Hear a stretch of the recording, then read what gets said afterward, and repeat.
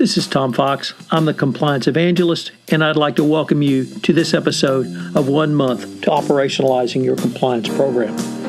I'm proud to have as my sponsor for the month of March, Oversight Systems.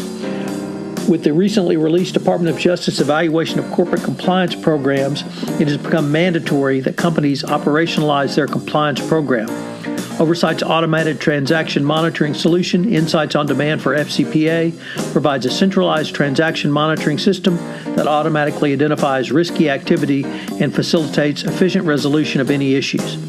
The analytics look for behaviors or patterns of compliance risk across expense reports, transaction in T&E, invoices and payments in AP, and further operationalizes your compliance program.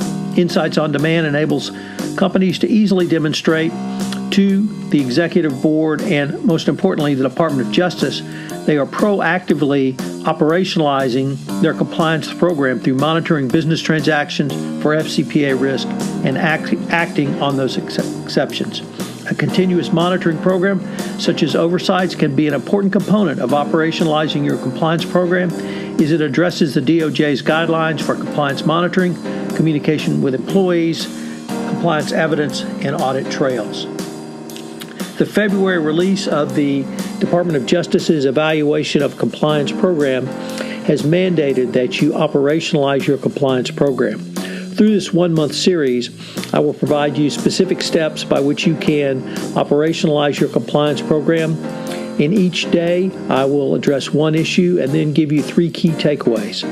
By the end of the month, you should have some significant steps that you can take to operationalize your compliance program. This is Tom Fox. Thank you very much for listening to this episode of 1 month to operationalizing your compliance program. Day 16, Compliance Authority and Resources. In the Department of Justice's evaluation of corporate compliance programs under Prong 3, Autonomy and Resources, it states the following questions. Under stature, how has the compliance function compared with other strategic functions in the company in terms of stature, compensation levels, rank title, reporting line, resources, and access to key decision makers? What has been the turnover rate for compliance and relevant control personnel? What role has compliance played in the company's strategic and operational decisions? Under experience and qualifications, the following question is found. Have the compliance and control personnel had the appropriate experience and qualifications for their roles and responsibilities? While the Department of Justice's stated position does not concern itself with whether the CCO reports to the General Counsel or reports independently, but is rather more concerned about whether the CCO has the voice to go to the CEO or the board directly without going through the GC first. Even if the answer was yes, the DOJ would want to know if the CCO had ever exercised that right. Yet the evaluation comes as close as any other document at any other time previously in articulating a DOJ policy that the Chief Compliance Officer must be independent of the General Counsel's office. Therefore, if your Chief Compliance Officer still reports up through the General Counsel, you must have demonstrable evidence of both CCO independence and actual straight line of sight authority to the Board of Directors. Within the operationalization of compliance, the Department of Justice wants to know if the business unit of a company is responsible for at least a part of compliance. Put in the manner of the evaluation, is compliance operationalized within your organization? Another interesting angle is the real problem for a Chief Compliance Officer if compliance is not embedded into the business. That problem is that the CCO simply becomes a policeman telling the business unit what it can or cannot do, or, as I would say, being Dr. No from the land of no. Here are some questions you should consider in evaluating this prong. First and foremost, is the Chief Compliance Officer part of senior management or in the C-suite itself? Number 2, is the Chief Compliance Officer part of regular meetings of the senior management group? Who can terminate the CCO? Is it the Chief Executive, the Audit Committee of the Board, or does a Chief Compliance Officer termination require the approval of the entire Board? Most importantly, could a person under investigation or even scrutiny by the Chief Compliance Officer fire the Chief Compliance Officer? If the answer is yes, the Chief Compliance Officer clearly does not have the requisite independence required under the evaluation. Additional questions which could be considered would be along the lines of the following. The first question is, who could overrule a decision by the Chief Compliance Officer within an organization? The DOJ would also inquire into who is making decisions around salary and compensation for the Chief Compliance Officer. Is it the Chief Executive, the General Counsel, the Audit Committee, the Board, or some other person or group? An evolution in thinking by the Department of Justice is looking in the area of turnover rates, because this is something that the DOJ has not previously focused upon. One Houston company recently laid off its entire compliance function and rolled the job duties into the previously existing legal department. How do you think that would appear if the Department of Justice came knocking to investigate a potential FCPA problem? Under the FCPA pilot program, Prong 3 remediation, the Department of Justice said it would consider how a company's compliance personnel are compensated and promoted compared to other employees. This was carried forward in the evaluation, so yet is another factor the Department of Justice will consider. Finally, what resources have been made available to the compliance function? This would include both monetary budget for operationalization and also headcount resources. One might hope the days have long since passed where companies would come into the Department of Justice and plead the compliance function only had 100,000, 200,000, or you name the figure, only to be met with a prosecutor's question along the lines of, what was your annual spend on yellow sticky note pads? When the inevitable response was considerably more than the entire compliance budget, the prosecutor's response was always something along the lines of, which is more mission critical for complying with the law? Another evolution in the Department of Justice's thinking was in the experience and qualifications for the compliance function. In the pilot program Prong 3, we found the following. The quality and experience of compliance personnel such that they can understand and identify transactions identified posing a potential risk. This has been broadened to have compliance and control personnel have the appropriate experience and qualifications for their roles and responsibilities. But the more I think about those two, their focus may be somewhat different.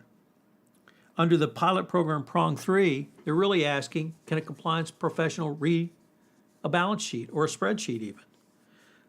The evaluation really speaks to the qualifications around compliance. But if you take the two together, it really tells you that if compliance is properly operationalized, you'll have a chief compliance officer who understands the business. There are those lawyers out there who simply think that being a lawyer is enough to be a chief compliance officer. Unfortunately, that is a very outmoded and outdated view, and these two statements from the Department of Justice, both in the pilot program and in the evaluation, make clear that is no longer acceptable. The evaluation demonstrates a continued evolution in the thinking of the Department of Justice around the CCO position and the compliance function. Their articulated inquiries can only strengthen the CCO position specifically and the compliance profession more generally. The more the Department of Justice talks about the independence coupled with the resources being made available and the authority concomitant with the CCO position, the more corporations will see it directly in their interest to provide such positions within their organization. So what are today's three key takeaways? Number one, how can you show compliance really has a seat at the senior executive table? Do they attend meetings? Are there meeting minutes which would reflect their attendance? Is there a diary or a calendar your CCO keeps? What written evidence do you have? And think about the effect of having the CCO in the C-suite itself. It's a very powerful message. Number two, what are the professional qualifications of your chief compliance officer and the compliance team?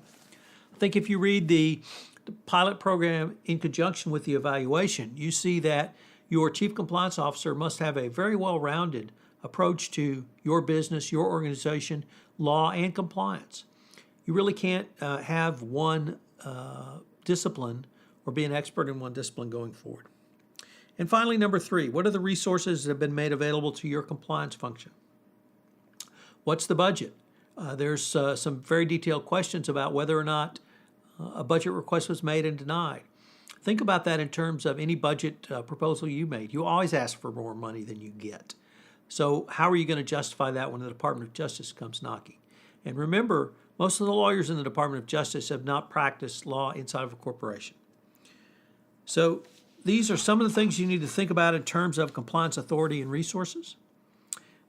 I hope you've enjoyed day 16, and I hope you'll join me tomorrow for day 17 of 1 month to operationalizing your compliance program. Remember, the purpose of the business justification is to document the satisfactoriness of the business case to retain a third party. The business justification should be included in your compliance file, assembled on every third party at the time of the initial certification, and then again if the third party relationship is renewed. I can't emphasize enough, document, document, document. What are the 3 key takeaways from today? Number 1, you should always have a business reason for using a third party, which is articulated by your business folks, not the compliance department. Number 2, a business sponsor who completes the business justification is the key relationship going forward in operationalizing your compliance program through the life of the third-party relationship within your company. Like I said, we're going to go more in-depth on this going forward, but it's going to be key for you going forward that to fully operationalize your third-party risk management, that you have a business sponsor who is your eyes and ears to the third party and involved in a two-way communication, both inbound and outbound. And finally, number 3, you can't say it enough, document, document, document. Everything that the business sponsor puts in the business justification must be documented. There must be backup evidence around commission rates and other indicia of reasonableness, determination of services, and why you can't use someone who's currently existing within your organization. This is Tom Fox, and I'd like to thank you very much for listening to today's episode of How to Operationalize Your Compliance Program. If you have any questions, you can reach out to me at tfox@tfoxlaw.com.